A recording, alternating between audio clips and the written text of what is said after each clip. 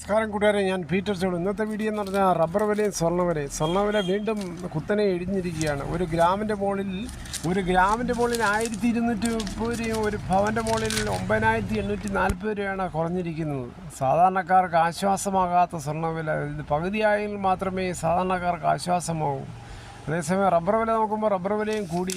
Rubber വില Kottayam board വില നോക്കുമ്പോൾ RSS 4 കിലോ 204, RSS 5 കിലോ 199, ISNR 20 181, ലാറ്റക്സ് 60% DRC 136.85 രൂപ. ഇതാണ് വൈറ്റത്തെ കോട്ടയം ബോർഡ് വില. ഇനി കൊച്ചി വില നോക്കുമ്പോൾ RSS 4 കിലോ 204, RSS 5 കിലോ 199.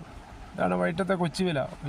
ഒട്ടുപാൽ നോക്കുമ്പോൾ 80% DRC ഉള്ള ഒട്ടുപാൽ കിലോ 134, 60% DRC ഉള്ള ഒട്ടുപാൽ കിലോ 150 രൂപ.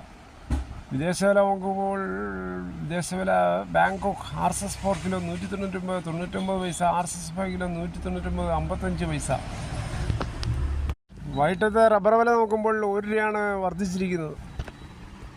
ഫെബ്രുവരി മാസത്തെ റേഷൻ വിതരണം ഈ മാസം 3-ാം തീയതി മുതൽ ആരംഭിക്കുമെന്ന് അധികൃതർ അറിയിച്ചു. ഞായറാഴ്ചയും തിങ്കളാഴ്ചയും റേഷൻ കടകൾക്ക് അവധിയായിരിക്കും. ഓരോ കാർഡുകാരുടെയും അരി മണ്ണെണ്ണ വീതവും പ്രഖ്യാപിച്ചിട്ടുണ്ട്.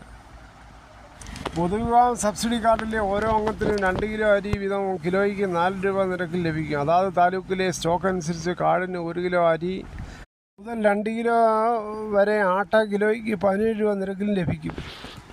മുൻഗണനാ വിഭാഗം കാർഡിലെ ഓരോ അംഗത്തിനും 4 കിലോ അരിയും 1 കിലോ ഗോതമ്പും സൗജന്യമായി ലഭിക്കും. കാർഡിന് അനുവദിച്ചിട്ടുള്ള ആകെ ഗോതമ്പിൻ്റെ അളവിൽ നിന്നും 4 കിലോ കുറച്ച് അതിന് പകരം 4 പാക്കറ്റ് ആട്ട 9 രൂപ നിരക്കിൽ വാങ്ങാവുന്നതാണ്.